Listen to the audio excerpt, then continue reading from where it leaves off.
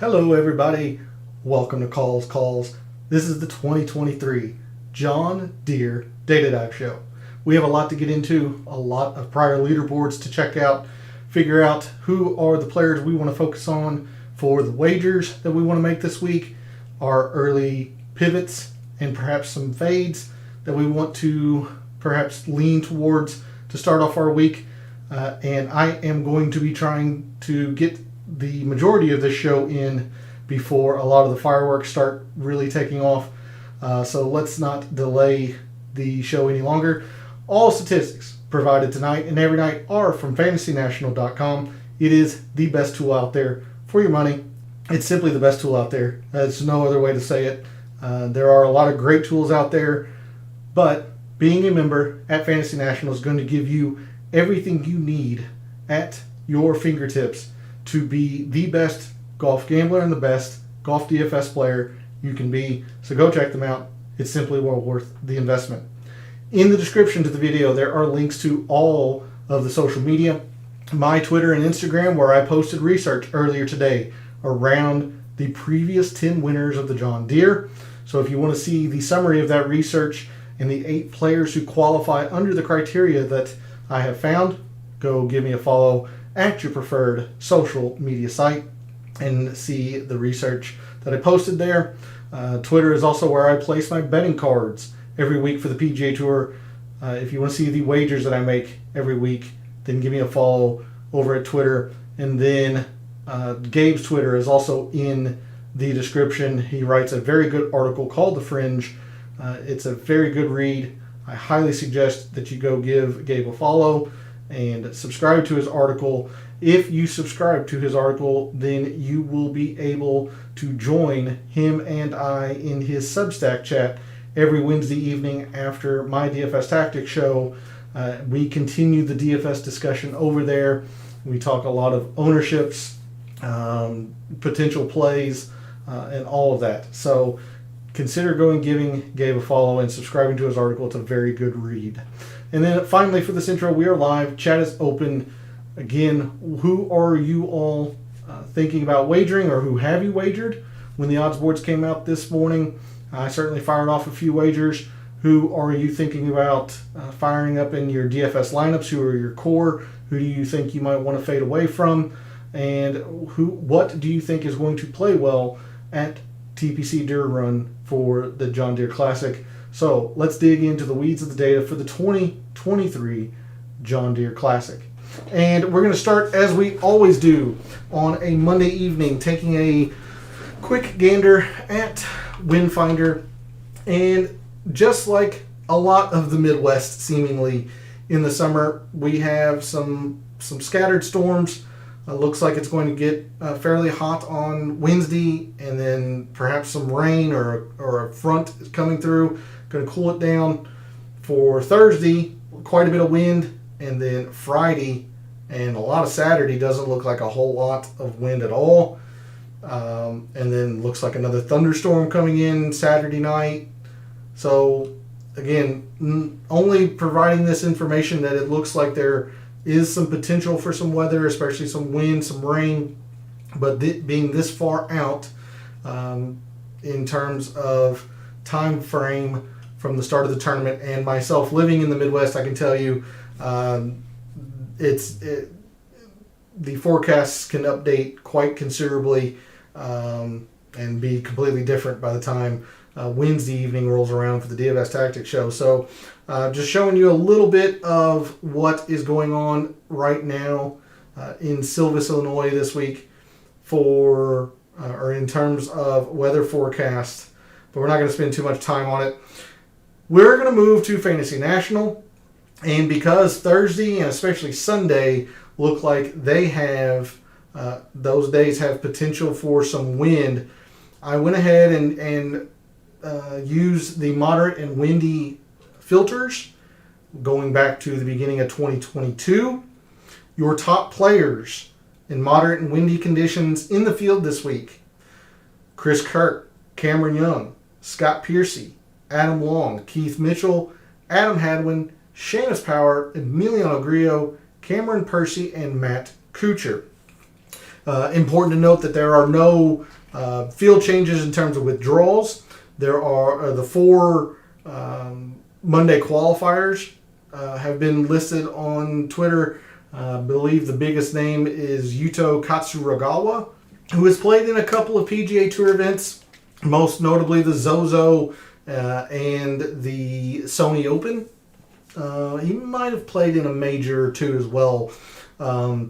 But the biggest thing for our purposes tonight, no more withdrawals. So the same 5 players from last night still apply, and I have those players starred for our convenience as we go through the evening tonight. All right, so there's a look at a quick look at some top wind performers. Again, not going to spend a whole lot of time on it. So let's go ahead and take a look at a few things that we looked at last night, and then I really want to jump into these prior leaderboards and figure out what some of the patterns are that we want to focus on this week. So the biggest filter that I think we're going to be using this week, we are at another easy tournament, and a lot of the rounds are easy to par. So since the beginning of 2022, our top performers, when a round has been easy, the past 18 months in the field this week: Seamus Power, Russell Henley, Alex Smalley, Taylor Moore, Taylor Montgomery, JT Poston, Eric Cole, Matt Kuchar, Ryan Palmer, and Mark Hubbard. Now, some of these rankings might be slightly different from last night. The Rocket Mortgage has been loaded into Fantasy National, so some of these rankings might slightly differ from last night. But there are your top 10 performers when a round has been easy. And that's really the only filter we're going to be looking at in terms of total performance. Nothing to do with Architect. This is a D.A. Webring design.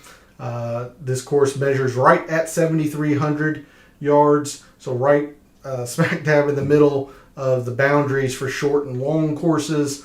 And the course does really play shorter than 7,300 yards. And we'll talk about that a little bit more throughout the evening. And I don't want to do anything specific with, say, putting or off the tee or anything, because I want to go into these prior leaderboards. So let's go ahead and do that. We'll take a look at last year's John Deere Classic and highlight the top 15, just convenient for ties here. I made a pretty big point last night that off the tee seemed to be misleading, especially in terms of the course breakdown here at Fantasy National, in the sense that the off the tee really never considerably rose or distanced itself from around the green, especially for our top 10 finishers. Here's the top 5s, pretty darn similar. And then, around the green basically catches up to off the tee for the winners. A lot of that is from JT Poston last year. But it was a bit misleading, and I showed you in Microsoft Excel, and we're going to continue to drive that point home tonight, is that off the tee is going to matter this week. I truly believe that. And look here at the top 15 players from last year's John Deere Classic. Not a single one of them was negative in terms of off the tee. They all gained strokes off the tee. Approach, can't even say that. Around the green, there were 3. There was 1 player that was negative in putting. Off the tee was the only strokes gained shot type that every player in the top 15 gained. If we sort on that statistic, pretty darn correlating too. I mean, you do have a clunker, quite a few middlings. Of course, Cameron Champ is always going to be off the tee based with his prodigious distance. JT Poston, fairly high in terms of off the tee. But for your elite players that were off the tee last year, 8th, 2nd, top 10, top 5, lots of correlation here. Now, certainly the bigger numbers are in strokes gained approach, 5.8, 5.6. We didn't have a 5.0 even in off the tee, but the correlation is much more in off the tee than it is for approach. Now the putting is going to be the most in terms of your cut makers. You don't have a missed cut until all the way here at the bottom of your screen, Jim Canoes. And you have quite a few elite performances here, but notice that your winner wasn't up here. Putting is important, but it's not as important as we have seen it be seemingly the past month or so, especially on these Bent and Poa annua tournaments that we've had so often recently. Your winner last year, probably in the top 33% or so, maybe top third, but you did have to scroll for him. He only gained 2.5. Again, he's a bit of an outlier in the terms of around the green, but he hit his irons very well last year. And let's look at 2021. We'll go to the strokes gained. Bit more players, obviously negative in terms of off the tee, but none of these players, except for perhaps Brian Stewart, were exceptionally bad off the tee. And you see most of these off the tee numbers were pretty low in 2021. It was really all about the putting that year. Every single player in the top 17 in 2021 gained strokes putting. If we sort, again, this is looking like the putting from 2022. Good run of cut makers. 41st is actually your worst finish of these top 12 or 14 or so. So not bad at all in terms of correlation. Nothing elite.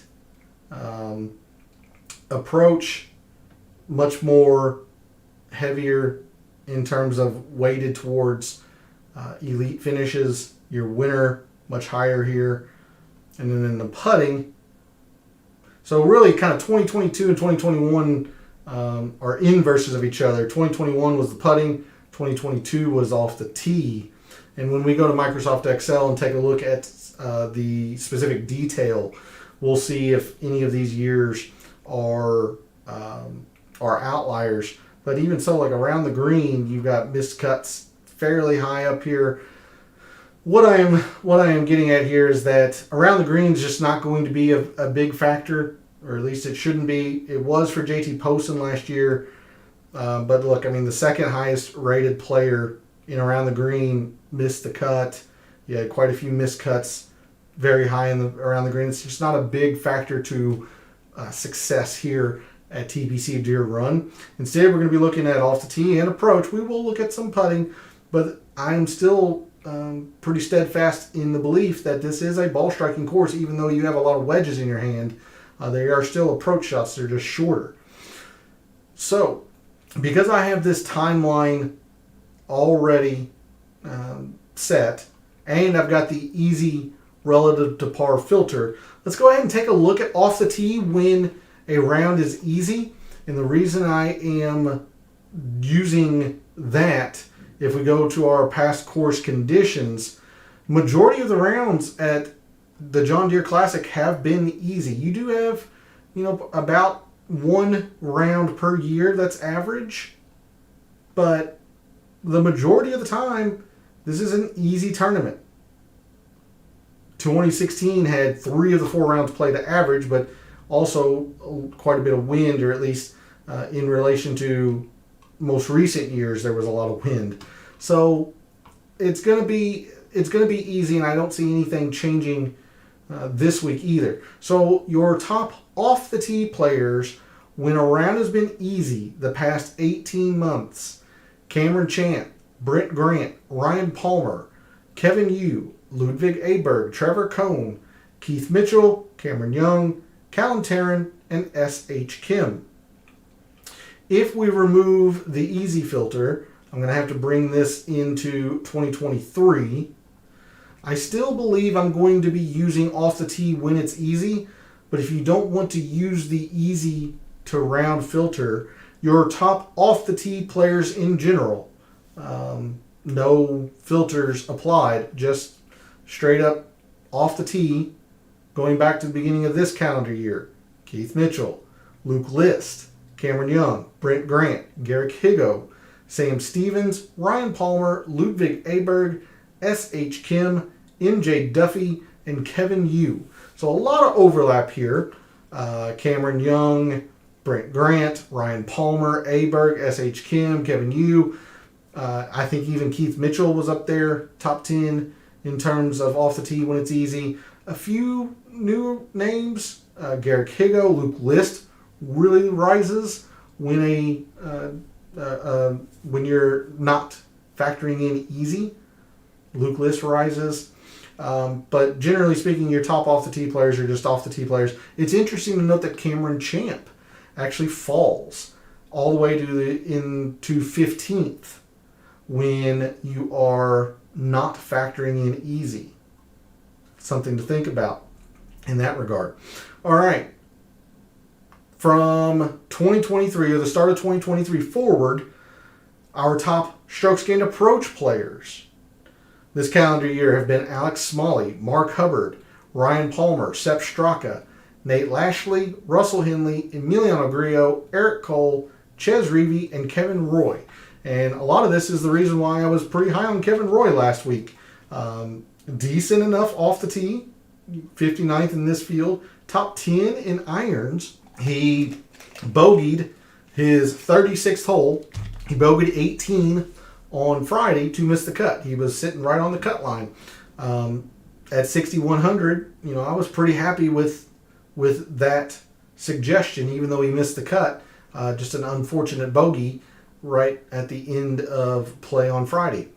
But somebody to think about. His irons have been very, very good. Of course, Ryan Palmer, top 10 in both ball striking categories in 2023 in this field. Russell Henley, Emiliano Grillo, Alex Smalley, other players that are probably going to rise in my rankings more so than you might even think, because I've got quite an emphasis, I believe, in ball striking this week. All right, lastly, in terms of strokes gained, we'll back this out to the beginning of 2022. Let's look at some bent putting. We are on bent. These greens have always been classified as bent. I'm not going to do anything with speed filter, I don't believe. I mentioned this last night, but there were quite a few rounds that were average or listed as average speed, more so than I remembered. Now, yes, the majority of 2022 was fast. Half of 2021 was fast. All of 2019 was fast. But, I thought there was a periodic round of average. It's actually been much more common than I remember in terms of what the speed listing is here for the John Deere Classic. So your top performers on bent grass greens. Again, I'm not going to do anything with the speed filter. If you were going to, I would suggest you use the fast filter, but I'm leaning towards just using bent. So our top putters on bent greens the past 18 months: Denny McCarthy, Justin Lauer, Saying You'll Know, Christian Bezaydnout, Brendan Todd, Eric Cole, Austin Cook, JT Poston, Patrick Rogers, and Taylor Montgomery. All right. I believe that's really kind of the only way I'm going to slice and dice strokes gained this week. Off the tee, probably going to use the easy filter. I can see a scenario where you don't. I generally don't for approach, and I'll be using bent greens as the filter for putting. So I'm going to get this prepared for the next page view. And let's take a look at some driving statistics. And again, we spent quite a bit of time last night looking at the fact that both fairways and distance matter here at TPC Deere Run, even though the accuracy is much higher here and the distance is much higher here. These fairways are easy to hit. Players are going to have driver in their hand. We're just going to see that off the tee is a bigger deal than what I think might be given to it from some others. Top 15 distance. I mean, you have a negative 29 and a negative 27. Not really all that much when you factor in the fact that that is 4 rounds. Whereas you have 131, 113, 111. You even have a -3 and a -1 for 4 rounds. That's essentially field average. Fairways, you got a couple of players that seemingly struggled to hit fairways, but a lot of your players were darn near field average. Distance, again, not mandatory, but certainly helps. 4th, 6th, 8th, some middling and clunker finishes, miscuts, absolutely. Fairways, this looks like more of your cut makers with the lack of premier finishes, at least at the top here. You have to scroll a little bit for Grillo, Bazet, Newt, Stallings, Poston, whereas in the driving distance you had more of your elite finishes higher up in terms of distance. If we look at 2021, fairways and greens, top 17, more so fairways in 2017 than the distance. But again, except for Brian Stewart and maybe Ryan Moore, these distances are pretty much field average. If we sort, again, you've got much more of your premier finishes. Top 20, top 5, top 15, top 5, top 5 for your distance. Whereas more so your cut makers, although Ryan Moore seemingly hit every fairway. Scott Brown, a lot of fairways. But more so your cut makers are in your fairways gained. So that to me might signify maybe good drives gained. Maybe. I didn't check it in 2022. Good drives gained. Okay, 1st, 6th, 2nd, 8th. Couple of miscuts fairly high. Again, I don't know how much I'm going to be using in this page view. Greens, even though these greens are small, they're pretty easy to hit. Again, that's leading to the fact that this is an easy tournament. Don't think greens in regulation are going to be much that you want to focus on this week. So, not sure how much we're going to be looking in here. I think perhaps good drives gained, but I'm not sold on it. I think we're just going to have a decent amount of weight and strokes gained off the tee. With that said, let's take a look at some metrics here for the players in the field this week. We're going to use the easy to par filter. Your top driving distance players win a round is easy. Brandon Matthews, Cam Champ, Ben On, Cameron Young, Joseph Bramlett, Trevor Cohn, Matty Schmid, Brent Grant, Callum Tarrant, and Will Gordon.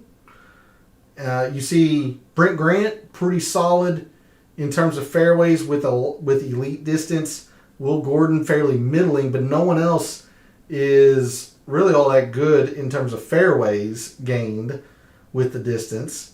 Whereas if we go to the other end of the spectrum, the top fairways gained players win a round is easy. None of them are even middling in terms of distance. So if they're not finding the fairway, they're really going to struggle. Let's see.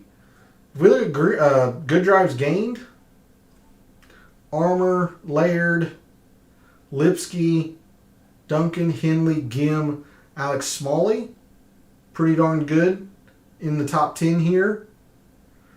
Hubbard, Neesmith, and Knox. So, except for Smalley, all or the other 9 in terms of good drives gained are just hitting fairways as opposed to having a lot of distance. So again, not sure I'm going to use much, if anything, in here. Looking like it's probably just going to be off the tee. All right, we'll set that for the scoring. And we'll go to birdies and bogeys. And just like the Rocket Mortgage last week, this is another birdie fest. Maybe not as much of one where you have multiple players in the 20 unders, but generally speaking, the winning score does get to into the 20s here. You've got to go low. You've got to get birdies at the John Deere Classic. Poston, slight favor, but favor in the birdies. Birdies. Birdies. Birdies. Birdies. Birdies.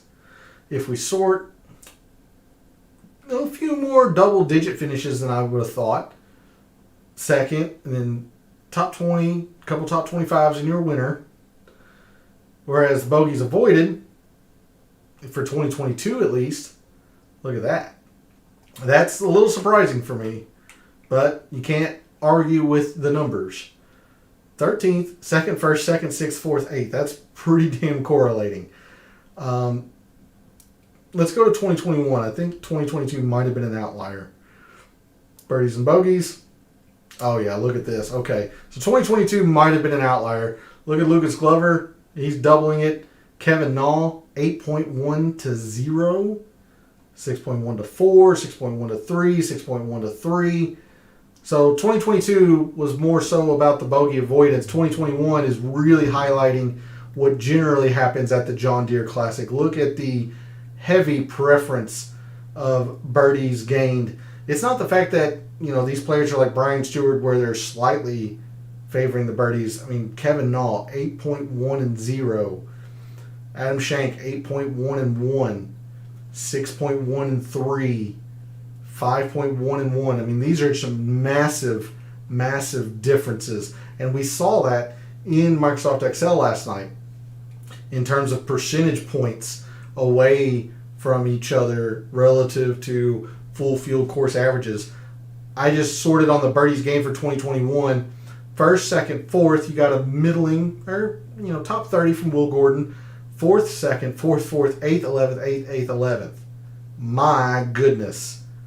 That is some elite correlation.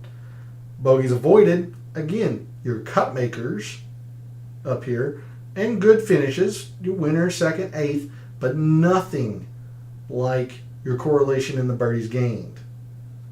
So again, I'm pretty confident that 2022 is a bit of an outlier here, and you still had the winner favoring the birdies. You still had some elite birdies gained up here, but these were more of your cut makers as opposed to 2021 when the birdies gained was the elite correlation. So, Eagles, they happen here. They're not terribly common, but they do happen. You got a 4% eagle rate, which is a good eagle rate. You've got a 2.5, par 5 17th, decent. And you've got the semi-drivable par 4 14th when they move the tees up. That's decent. So, I don't know if it's worthy to look at eagles alone. Like I said, they do happen. But the way I'm looking at this, I just think we're looking at some birdies are better gained when a round is easy, just like we were last week for the Rocket Mortgage. So your top birdies are better gained players when a round has been easy the past 18 months. Ryan Palmer, Cam Young, Taylor Montgomery, Seamus Power, Taylor Moore, Emiliano Grillo, Russell Henley, Eric Cole, JT Poston, and Tyler Duncan. Skipping Vincent Norman, he has withdrawn. We can look at opportunities, although I'm going to be using the birdies are better, but your top opportunities gained players when a round has been easy. Alex Smalley, Russell Henley, Ryan Palmer, Austin Smotherman, Nate Lashley, Kevin Streelman, Satoshi Kodaira, Tyler Duncan, Trey Mullinax, and Emiliano Grillo. So perhaps give these players a little bit longer of a look. Is that in the sense that they are giving themselves opportunities, you're just not converting them. Now, some of these players are just bad putters. Some of them are streaky. Russell Henley, Streelman, pretty darn streaky with his putter. Grillo's just generally been pretty bad, although he has improved with his putter. but generally just a bad putter. But look at his form putting, the past 10, past 5. So, take a look at these players, but really this is where I'm putting the emphasis in this page view this week. Birdies are better when a round is easy. It won't have as much credence as the Rocket Mortgage did when it was a full 25%, but this will still be a decent sized portion of the mixed condition models this week. All right, moving to proximity. And we've got a few things we can look at here. Just a quick reminder, the most approach shots relative to other PGA Tour events is from 125 to 150, perhaps 75 to 100, but really this 125 to 150 range, perhaps we can take a look at 200 plus as well, due to the 3 par 5s and the 1 long par 4 that's going to mandate a 200 plus approach. These par 5s are all attackable. So let's look at proximity. Top 15 from last year. Total procs, not really a big deal. About half and half in terms of players who were above field average and below field average. 75 to 100 doesn't look like anything at all. 125 to 150 doesn't really look like anything at all. Now the 200 plus, decent I suppose, but nothing great. I don't see a lot of correlation here. 75 to 100, not anything at all. Look at all these missed cuts up here. The most prevalent approach shot, 125 to 150. No, not from last year at least. 200 plus. You got a miscut from Grayson Murray and William McGirt. I don't know. Got some decent finishes, I suppose. 4th, several top 20s, a 6th, a 10th. Maybe. It's not the strongest, but it's not terrible, I suppose. Take a look at 2021 in the top 17. Total procs ended up being a little bit more in 2021, but no specific range really jumps out to me. 75 to 100 is kind of hit and miss. 125 to 150 is kind of hit and miss. Maybe the 200 plus again. Top 20, a 5th. Okay, look at total procs. Now total procs is actually pretty darn strong here in 2021. 18th, 2nd, 18th, and clunker from John Hub, but your winner was pretty high up here. Another 4th, a 4th. Okay. Nothing in the 75 to 100. 125 to 150 is not terrible. But I don't see much here in terms of proximity either. So I think we're just going to go jump straight to the par 3s. I just don't see much in proximity. So par 3s, they're going to have a little bit of weight. They weren't terribly important last year. As you can see, Scott Brown, pretty high miscut. Our winner was only a 1.6. And keep in mind that each of these ranges, 150, or beginning at 150, beginning at 175, beginning at 200, and then 225 plus, each one of these 4 ranges has one hole that measures to that on the scorecard. So there's not really a particular length, it looks like. Par 3s in general, at least from last year, not strong. 2021's par 3s, little stronger, I suppose.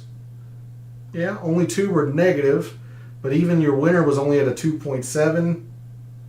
The highest was 7.7 from Brian Stewart down here. But some more correlation at least in terms of the par 3s. So gonna have a little bit, but not too much. This is another, gosh dang it. This is another tournament that we're going to want to look at par 5s and a specific length of par 4. So this calendar year, the top par 3 performers in the field this week have been Adam Shank, Sam Ryder, Emiliano Grillo, Eric Cole, Christian Mazadenhout, Robbie Shelton, Doug Gim, Denny McCarthy, Carson Young, Nate Lashley, and Ben On. All right. Moving to par fours, and again, there's going to be one specific range that we see that matters the most.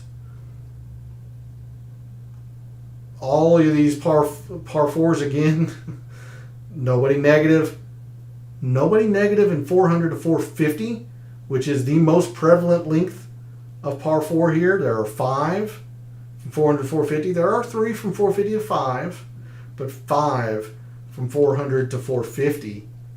Nobody negative from them last year in the top 15. Only one negative in 450 to 5. So if we sort on the 2 individual ranges, you got a miscut from Sean O'Hare. Otherwise, pretty strong correlation here. A couple of clunkers from Gainey and Lahiri, but decent correlation. JT Poston was 4th, or tied for 4th, in terms of performance from 400 to 450. 450 to 5. More so your cut makers.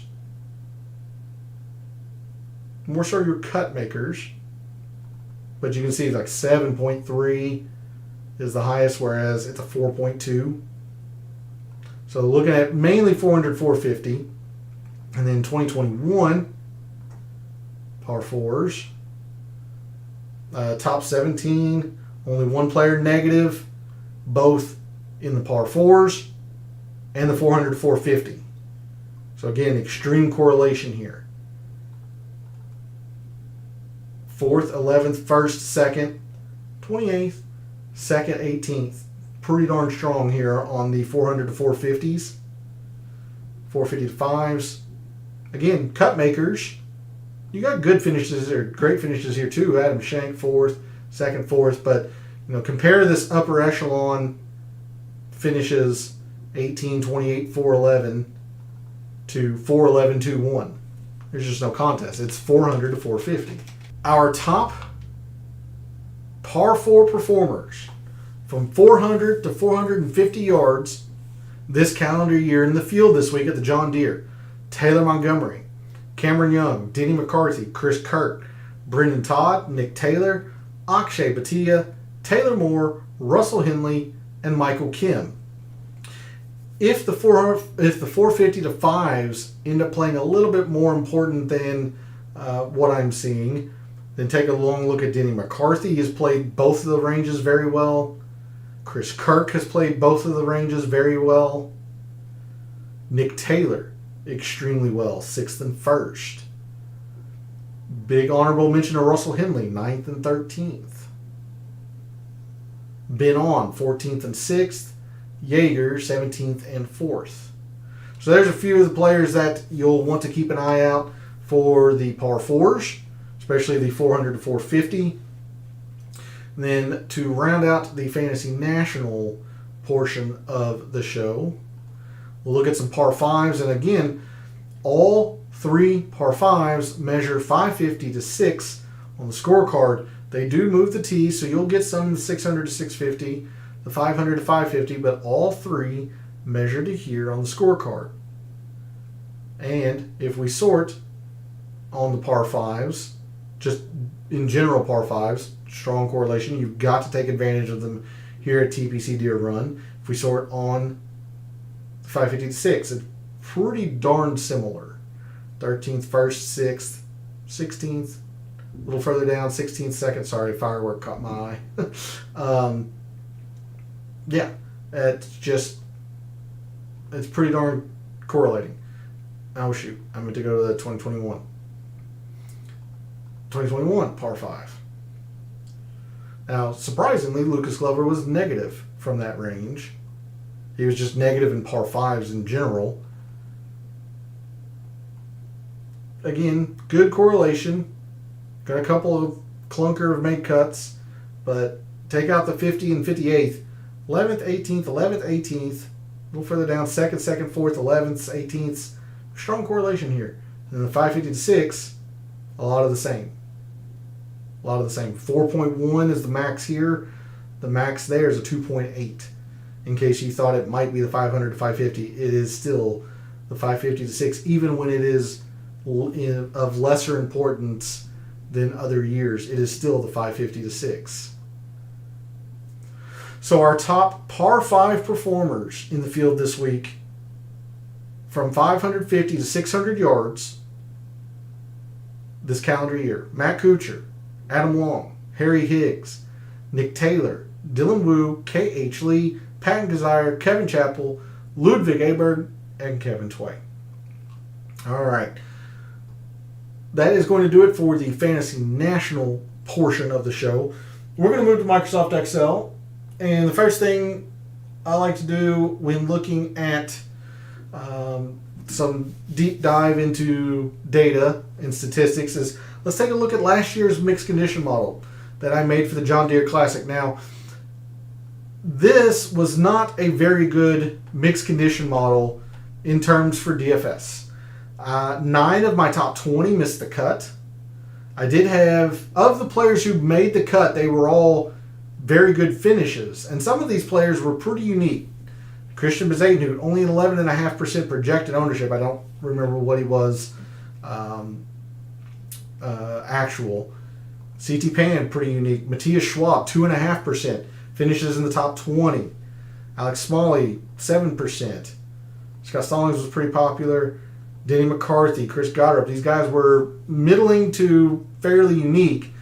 The saving grace for me last year is that I had the win ticket on JT Poston. So in terms of DFS, this wasn't a fantastic mixed condition model. So we have a lot we can improve on, at least in terms of results. I had 15% in approach. That makes quite a bit of sense. Again, I'm sticking to my belief that this is a ball striking course. 15% birdies are better gained when it's easy to par. Again, makes a lot of sense. The 15% was actually the number I kind of had in mind as I was going through that page view tonight, considering 25% was for the Rocket Mortgage, and I don't think this is as much of a birdie fest as the Rocket Mortgage. So makes a good deal of sense. I had 15% in total procs. So I'll be interested to see how this did in terms of predictability or predicting success. But 15% in procs, I don't see anything in terms of procs. 10% using the easy to par filter, and I had 10% in moderate and windy conditions. So that's 20% of the mixed condition model I'm getting back. So we'll see how predictive the strokes gained totals were. I had 10% in the 400 to 450 and 5% in all par 4s. Okay, I don't hate that. I don't hate that thought. The 450 to 5s might, 450 to 500 par 4s might warrant a little bit of inclusion, but we've seen that the 400 450 are they just carry the majority of the weight in terms of par 4s. Par 5s, I only looked at par 5s. I didn't split out the specific range. So I think that's probably an area where I'm going to make a change. I did look at opportunities as well when it's easy. Be interested to see how that was predictive. Okay, I did look at distance. 5% in par 3s makes a lot of sense. And the par 4s I aforementioned. Okay, so let's see how predictive these were. If you were to sort on this results column, meaning JT Poston is line 1, and then Bezaden, Hoot, and so on down, I went to the top 29. That's just where the tie cutoff was. The lower the number, the better in terms of predictability. Well, the top predictive metric was actually the strokes gained par 4 at a 53, followed very closely by the strokes gained total easy and wind. So if the wind picks up, I will show you the top players in the wind again at the beginning of the show Wednesday evening. Won't be doing anything with that, but this is why I've been using this easy to par filter quite a bit tonight, is that it was a pretty good indicator in terms of strokes gained total of who played well last year at the John Deere. Okay, otherwise, birdies are better was decent, 58. 400 to 450s, decent, I suppose. Par 5s were okay, not great. Ones that didn't work. Surprisingly, the stroke gain approach wasn't all that predictive. Poston, fairly middling. Griot's approach game was awful coming into the John Deere. Okay. Patrick Flavin top 10'd. He was atrocious with the irons coming in. So, sometimes you just got to chalk it up to players having good weeks with the irons. It happens. Proximity wasn't all that great. I don't think that warrants an inclusion this year. And interestingly enough, the opportunities gained wasn't very good, and the driving distance wasn't. Driving distance was the worst. It looks like 67. Yeah. So that's why when we were going through that page view, I just don't feel comfortable or confident using anything specific from that page view. Distance or fairways, not even good drives gained. I think I'm just looking at straight up off the tee, probably using the easy to round filter, but nothing jumped out to me in that regard. So, all right, there's a look at how the mixed conditional model fared last year, what metrics I used, the percentage I used for them. Got a lot of improvement that we can make for sure for this year's John Deere. So let's go ahead and try to do that. So we're going to go to the comparison course detail, and this is detail specifically at TPC Deere Run. See, the most important shot type is approach, but at least for your top 10s, 5s, and winners throughout the graph, we saw that around the green and off the tee were pretty similar. Not in terms of when you factor in the top 30 and looking at the raw data. Not a lot there in terms of closeness. Off the tee is going to carry some weight. In fact, 2021 there was a heavy emphasis in it, but off the tee has steadily been increasing in terms of its importance. Putting's been fairly steady. I guess it's a little bit on the rise. Approach has been declining quite rapidly. So maybe I drop a little bit in the percentage of strokes gained approach and really factor in off the tee.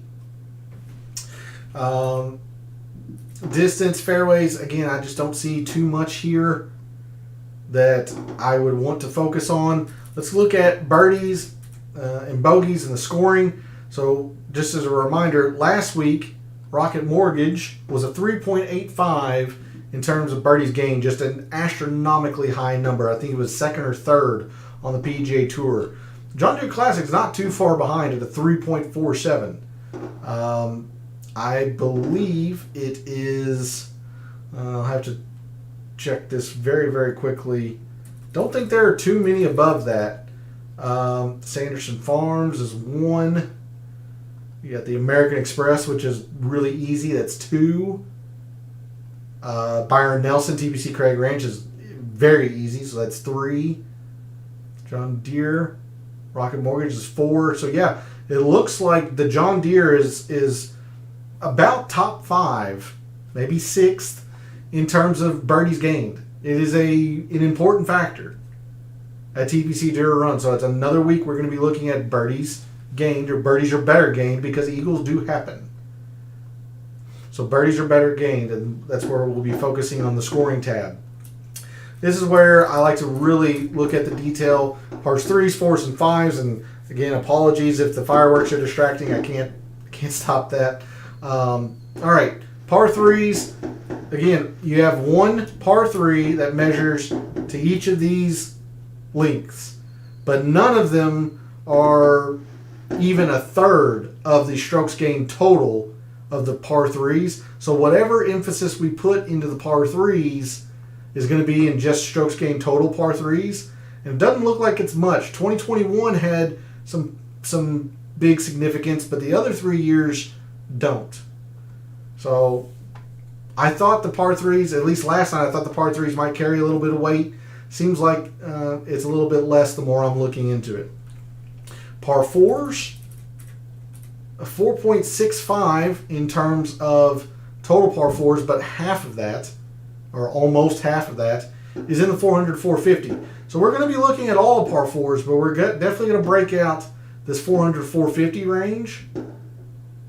450 to 5, while that's, a very big number compared to the rest of these, I don't know. This is a very big number compared to the rest of these, so maybe we just kind of look at these two. Because even though there are 2 par 4s that measure to this length, there's one that measures to this length, they don't really play a big factor. It's clearly by the data here, you can just see that these 2 lengths are the be-all, end-all in the par 4s. I'm not sure. Not sure. We're definitely going to be looking at 400 to 450 by itself.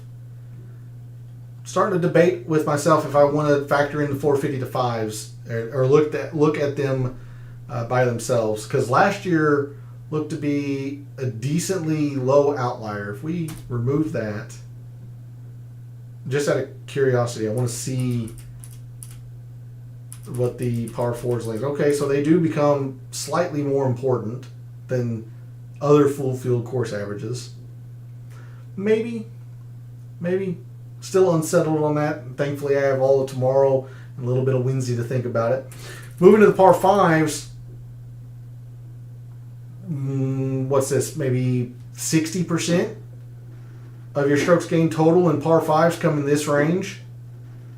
I'm going to be honest with you, that 500, 550 mark or number here, that is a lot higher than I thought. Now look at last year. That's a horrendously low outlier. Then again, this is a pretty high outlier. So not sure how we're looking at that. Par 5s have been very, very consistent. That's for sure. And I'm willing to bet that's why I was using just par 5s, not the 550 to 6s. In fact, I'm going to bring up Fantasy National very, very quickly again. Let's take a look here. The vision will be skewed, but I think you'll be able to see it. 561. You can envision that coming down into the 500, 550. Now 596 is pretty well stuck in the 550 to 6. If anything, it's going to go into the 600 range. And then 569, pretty close to in the middle. So hard to envision it playing 500 to 550, maybe once during the week. I don't know. Interesting stuff here to consider for the John Deere. Last thing, I'll show you the raw data for the proximities, but you'll kind of, to get a good grasp of it, probably just have to look at the comparisons against other full field courses.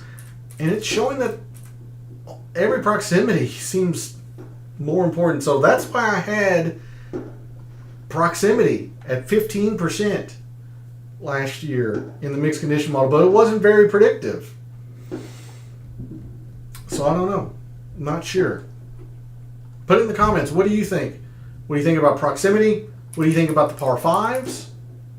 Do you think I should separate out 450 to 500 par 4s? Things that I know for certain, we're going to have very little in terms of par 3s. What we do is in strokes gained total par 3s. Birdies gained is going to be another big deal this week. Not the biggest deal, but it's going to be important. And off the tee and approach. I still firmly believe this is a ball striking course. All right. We're going to wrap the show up with the early look file. Take a look at the players who have performed well at various metrics that, now that we've went through prior leaderboards, who have performed well at those metrics, specifically here at TPC Deere Run. We'll start with the irons. Your top strokes gained approach players the past 4 editions of the John Deere.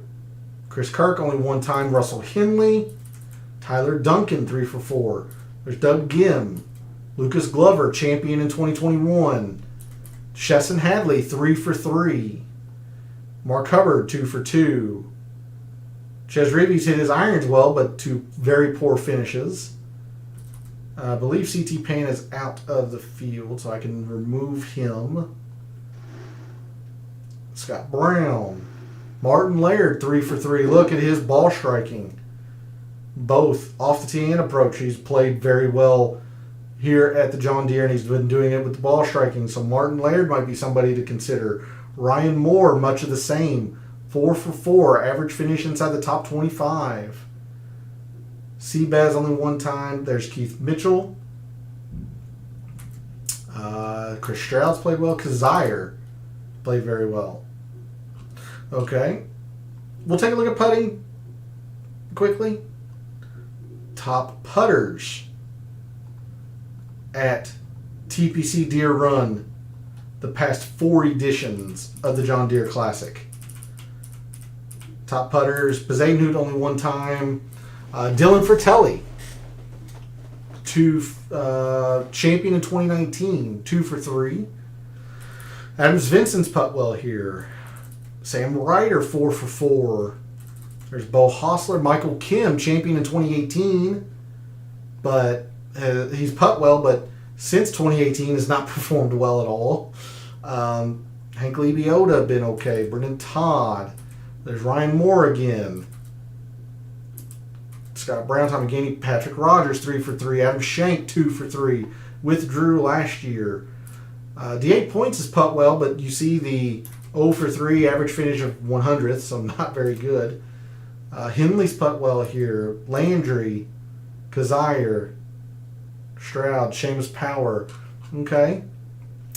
We're going to skip the entirety of the driving tab and look at our top birdies gained players at TPC Deere Run. Will Gordon, there's Russell Henley again. Skipping all these players that have only played it once. Lucas Glover, Tommy Gainey, 2 for 2. He's 2 for 2, but average place is 60. It's not the most confidence inspiring, but 2 for 2. Adam Shank, Patton Kazire, Adams Vinson, Seamus Power, Ryan Moore. These same names keep popping up. Adam Long, 3 for 3. Andrew Landry's 3 for 3 here. Zach Johnson loves TPC Deere Run. No surprise to see him doing well with birdies gained. Mark Hubbard, Dylan Fratelli, Chesson Hadley. Okay. We're going to look at par 4s, 400 to 450. And then we'll look at par 5s, 550 to 6. Again, this is performance specifically at TPC Deere Run. So your top par 4, 400 to 450 performers at the John Deere: Ryan Moore. Again, Adams Vinson, Party Marty, Russell Henley, Patton Kazire, Kyle Stanley. Average finish of 61st, but he has played the length of the par 4s well here. Tyler Duncan. Doug Gim, 1 for 2. There's Hubbard. Damon a little bit less so. Keith Mitchell, Fratelli. Austin Cook, 3 for 4. Landry. Kelly Craft, 3 for 3. Sam Ryder, 4 for 4. All right, last thing. Par 5s, 550 to 6. That one. All right. Wow, look at all these players with 1. Michael Gligic, 1 for 2. Okay, Alex Smalley, 2 for 2. There's Sam Ryder again. Patton Kazire, Kyle Stanley, Chesson Hadley, Lucas Glover, Kevin Tway, Kevin Tway, a little bit lesser to an extent. Keith Mitchell, Doug Gim, Adam Long, Nick Hardy, 2 for 2. Not Aaron Baddeley. Stephen Yeager, Ryan Moore, Zach Johnson, Adam Shank. All right. I'll bring this or sort this back on the top average finish. Again, apologies if the fireworks started to get to be a distraction. I tried to get through as much of the show before they started as I could. Thanks to everyone who tuned in, watched, listened. I appreciate it.